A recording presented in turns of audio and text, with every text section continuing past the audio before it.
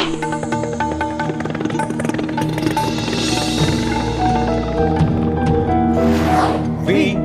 the people of India, having solemnly resolved to constitute India into a sovereign, socialist, secular, democratic republic, and to secure to all its citizens. নমস্কার, আমি কৌশিক। শুরু করছি আজকের চতুর্থ স্তম্ভ।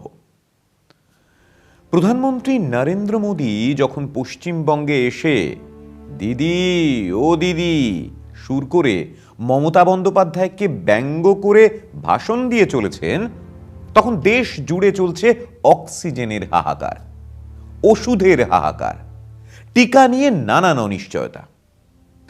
কোভিডের দ্বিতীয় ঢেউ কোনো গোপন হামলা নয়।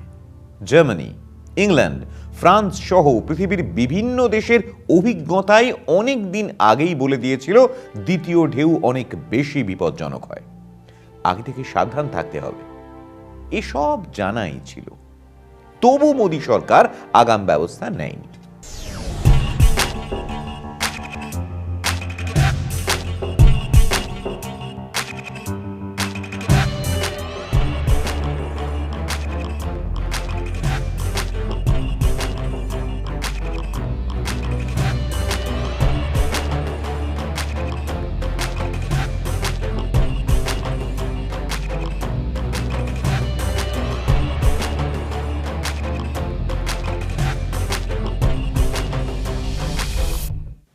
নেয়নি শুধু নয়, উল্টে অহংকারী মন্তব্য শোনা যাচ্ছিল। পৃথিবীর ভারতকে দেখে শেখা উচিত কোভিড সামলানো কাকে বলে। একটি ন্যাশনাল টেলিভিশনে দেখা গেল এক মা চিৎকার করে কাঁদতে কাঁদতে বলছেন, উনি র্যালি করে বেড়াচ্ছেন আর আমাদের প্রিয়জনেরা অক্সিজেনের অভাবে মারা যাচ্ছে। অবস্থা এমন জায়গায় গেল যে দিল্লি হাইকোর্ট হুঁশিয়ারি দিয়ে বলল, ধার করে ভিক্ষা করে যেভাবে খুশি রোগীর জন্য অক্সিজেনের ব্যবস্থা করতেই হবে। এটা যারা করবে না, তাদের হাতে রক্তের দাগ লেগে থাকবে। দ্বিতীয় ঢেউয়ে যখন বেসামাল দেশ, অক্সিজেন নিয়ে হাহাকার, হাসপাতালে বেড অমিল, বেশ কিছু রাজ্যে তলানিতে ভ্যাকসিনের ভান্ডার, এমন পরিস্থিতিতে শতপ্রণোদিত মামলায় এই সংকট সামাল দিতে কোন পরিকল্পনা নিয়েছে কেন্দ্র, তা জানতে চাইল সুপ্রিম কোর্ট। কলকাতা হাইকোর্টও নির্বাচন কমিশনকে বলেছে, শুধু নির্দেশিকা জারি করে চুপ করে বসে থাকলে হবে না, কার্যকরী ব্যবস্থা গ্রহণ করতে হবে। নির্বাচনী সভা যেন করোনার সুপার স্প্রেডার না হয়ে ওঠে। এত কিছুর পরে আদালতের ভৎসনায় অবশেষে নড়ে চড়ে বসেছে মোদী প্রশাসন। শুরু হয়েছে দ্রুত ব্যবস্থা গ্রহণের উদ্যোগ। চাপের মুখে বাতিল হয়েছে নরেন্দ্র মোদীর র্যালি। অবস্থা সামাল দিতে প্রধানমন্ত্রী বৈঠক করতে শুরু করেন বৃহস্পতিবার থেকে। কিন্তু আদালতকে বলতে হলো কেন? এটা কি যোগ্য দক্ষ প্রশাসনের লক্ষণ? মোটেই না। জানাই ছিল সেকেন্ড ওয়েভ আসবে, তবু কেন নরেন্দ্র মোদী প্রশাসন সাবধান হলো না? এর একটাই জবাব। জবাবটা অবশ্য দিয়েছেন ইতিহাসবিদ রামচন্দ্র গুহ সম্প্রতি এক সাক্ষাৎকারে। রামচন্দ্র গুহ বলেছেন, নরেন্দ্র মোদীর সমস্যা হলো তিনি দক্ষ শিক্ষিত অফিসারদের পাশে নিয়ে চলেন না। তিনি প্রধানমন্ত্রী হওয়ার পর একে অর্থ দপ্তর, রিজার্ভ ব্যাংক সহ সরকারের বিভিন্ন বিভাগ থেকে যোগ্য অফিসারদের একটা বড় অংশ ছেড়ে চলে গিয়েছেন। রামচন্দ্র গুহ বলেছেন, প্রধানমন্ত্রী বেশি লেখাপড়া জানা অফিসারদের পছন্দ করেন না বলেই তিনি প্রকাশ্যে বলেন, হার্ভার্ডের থেকে হার্ড ওয়ার্ক তার বেশি পছন্দের। তিনি সেই অফিসারদেরই বেশি পছন্দ করেন যারা তিনি যেমনটি শুনতে চান তেমন কথাই শুধু বলেন। এই কারণেই মোদী সরকার যখন নিজেরাই নিজেদের ভ্যাকসিন লিডার বলে পিঠ চাপড়াচ্ছে, করোনা জয়ে ভারতকে দেখে সবার শেখা উচিত বলে মন্তব্য করছে, তখনই গোটা দেশ বেসামাল হয়ে পড়ল দ্বিতীয় ঢেউয়ের কবলে। দেশে যেমন অক্সিজেন সংকট হতে পারে, কারো মাথাতে এলো না? সময় মতো অক্সিজেন রপ্তানির উপর কোনো নিষেধাজ্ঞা জারি হলো না কেন? হাসপাতালে পর্যাপ্ত বেডের ব্যবস্থা করা হলো না কেন? এসব প্রশ্নের উত্তর দেওয়ার কেউ নেই। মৃত্যু যে লাফিয়ে লাফিয়ে বাড়ল, তার মধ্যে কিছু মানুষকে হয়তো বাঁচানো যেত যদি সরকার আগে থাকতে আর একটু সক্রিয় হতো। যাই হোক, দেরিতে হলেও যে ঘুম ভাঙল আদালতের ভৎসনায়, মানুষের কান্নার শব্দে, সেটাই এখন মন্দের ভালো। একটা বিরতি নিয়ে ফিরে আসছে আবার এই আলোচনায়। সঙ্গে থাকুন চতুর্থ স্তম্ভে। দুনিয়ার সামনে ঘোষণা করা হলো সাংবাদিকদের জন্য সব থেকে বিপজ্জনক দেশগুলোর মধ্যে একটা হলো ভারত। সারা বিশ্বে স্বীকৃত ফ্রান্সের সংস্থা রিপোর্টার্স উইদাউট বর্ডার্স গত বছরের মতোই এবারও ভারতকে ওয়ার্ল্ড প্রেস ফ্রিডম ইন্ডেক্সে 180টা দেশের মধ্যে 142তম দেশ বলে ঘোষণা করল। 2010-এ মনমোহন সিং এর জমানায় ভারতের সূচক ছিল 122তম। গত বছরও ভারতের স্থান ছিল 142, অর্থাৎ এক বছরে এক পাও এগোতে পারেনি নরেন্দ্র মোদীর ভারত। ফিরে এলাম বিরতির পর আবার চতুর্থ স্তম্ভে। করোনার সেকেন্ড ওয়েভের ধাক্কায় দেশ যখন বুকে শ্বাসকষ্ট নিয়ে দিশা খুঁজছে, তখনই আর একটা লজ্জাজনক খবর সামনে এলো। দুনিয়ার সামনে ঘোষণা করা হলো সাংবাদিকদের জন্য সব থেকে বিপজ্জনক দেশগুলোর মধ্যে একটা হলো ভারত।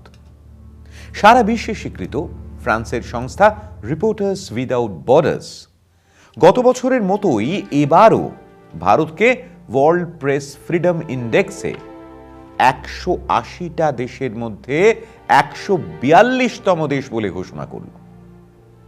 2010-এ মনমোহন সিং এর জমানায় ভারতের সূচক ছিল 122তম। গত বছরও ভারতের স্থান ছিল 142, অর্থাৎ এক বছরে এক পাও এগোতে পারেনি নরেন্দ্র মোদীর ভারত। প্রায় নিঃশব্দে সরকারিভাবে কিন্তু একটা চেষ্টা হয়েছিল এই অবস্থাটা পরিবর্তনের। কিরকম চেষ্টা সেটা বলছি। গত বছর যখন প্রেস ফ্রিডম ইন্ডেক্সের সূচকে 142তম জায়গায় নেমে গেছিল ভারত, তখনই সরকারিভাবে একটা উদ্যোগ নেওয়া হয়েছিল প্রেস ফ্রিডম ইন্ডেক্সে দেশের ভাবমূর্তি উজ্জ্বল করার। কারণ সারা বিশ্ব এই সূচকের দিকে নজর রাখে। দ্য হিন্দু পত্রিকা তাদের 22 এপ্রিল দিল্লি সংস্করণে লিখছে, ক্যাবিনেট সেক্রেটারি রাজীব গাউবার পরামর্শে একটা বিশেষ ইন্ডেক্স মনিটরিং সেল তৈরি করা হয়েছিল। কি করে প্রেস ফ্রিডম ইন্ডেক্সে ভারতের স্থানকে একটা সম্মানজনক জায়গায় তুলে নিয়ে যাওয়া যায় তার পথ খুঁজে বার করার জন্য। ফ্রান্সে কর্মরত ভারতীয় রাষ্ট্রদূত রিপোর্টার্স উইদাউট বর্ডার্সের প্রতিনিধিদের সঙ্গে একটা বৈঠকও করেছিলেন এই নিয়ে। কিন্তু দেখা যাচ্ছে যে সব প্রচেষ্টাই বিফলে গেছে। 2016 সালে ভারতের অবস্থান ছিল 133তম, বর্তমানে 142তম। দ্য হিন্দু লিখছে, মোদী সরকার বিষয়টি দেখভালের জন্য 18 জন কেন্দ্রীয় মন্ত্রীকে নিয়ে তথ্য সম্প্রচার দপ্তরের অধীনে একটা মন্ত্রী গোষ্ঠী তৈরি করে।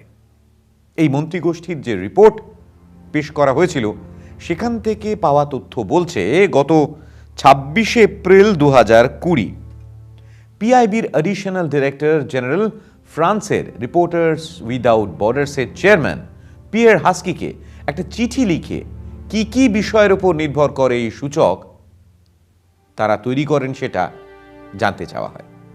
সেটা জানলে ভারত এই বিষয়ে উদ্যোগী হতে পারে সে কথাও বলা হয় চিঠিতে। পাশাপাশি ফ্রান্সে ভারতের রাষ্ট্রদূত জাভেদ আশরাফ রিপোর্টার্স উইদাউট বর্ডার্সের সেক্রেটারি জেনারেল ক্রিস্টোফ দেলোরির সঙ্গেও বৈঠক করেন এই বিষয়ে। সেই বৈঠকে রিপোর্টার্স উইদাউট বর্ডার্সের এশিয়া প্যাসিফিক ডেস্কের প্রধান ড্যানিয়েল বাস্টার্ডও উপস্থিত ছিলেন। ভারতের রাষ্ট্রদূত মন্ত্রীগোষ্ঠীকে বৈঠকের পরে জানিয়েছিলেন সরকারের কাজ নিয়ে তাদের প্রশ্ন আছে।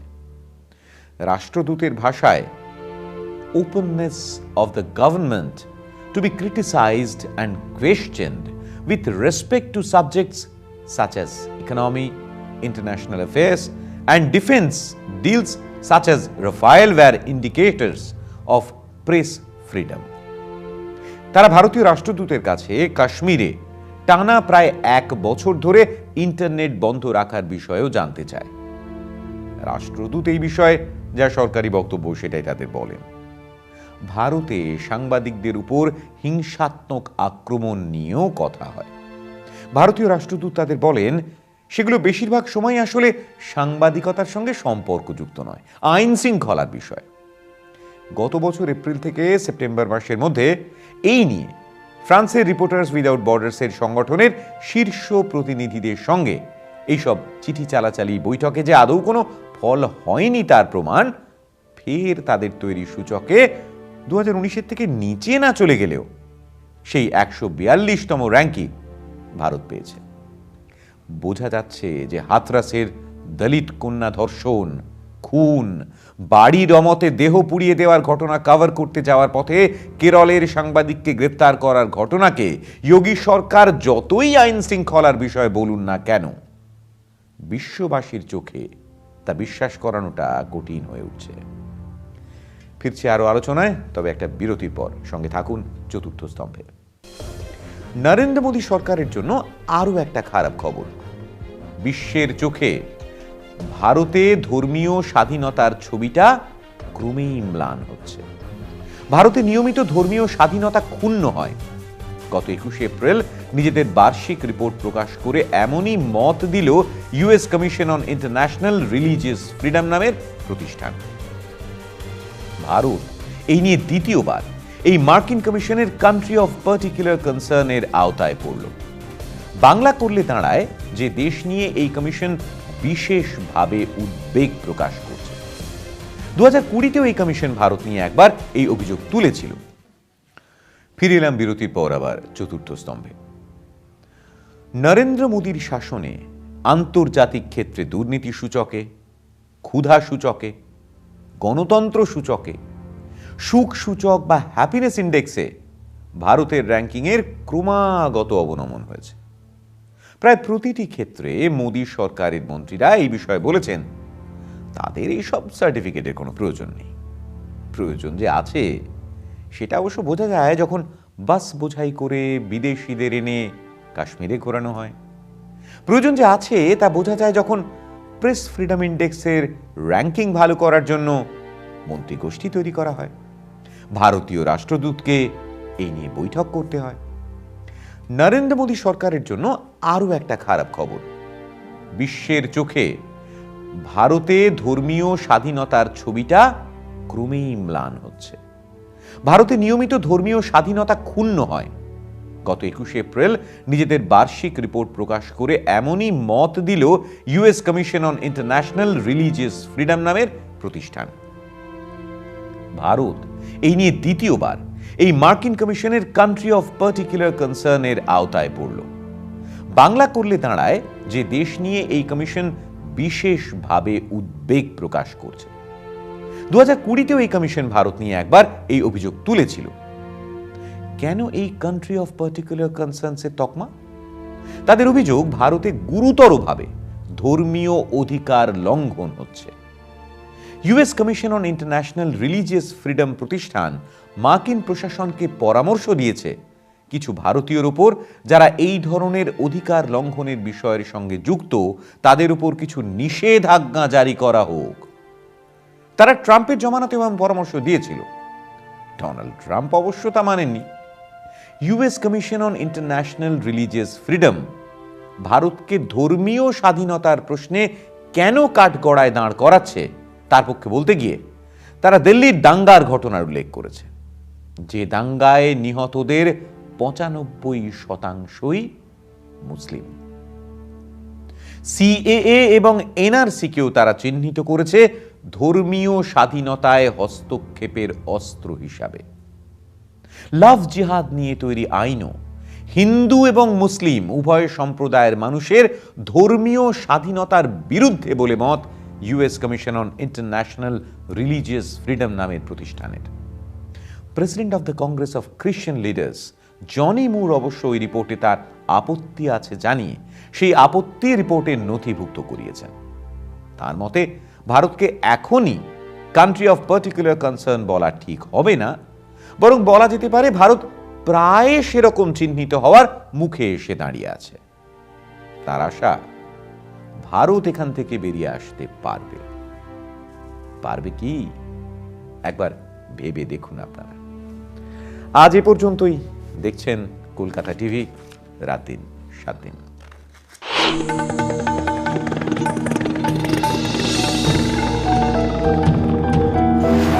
We, the people of India, having solemnly resolved to constitute India into a sovereign, socialist, secular, democratic republic, and to secure to all its citizens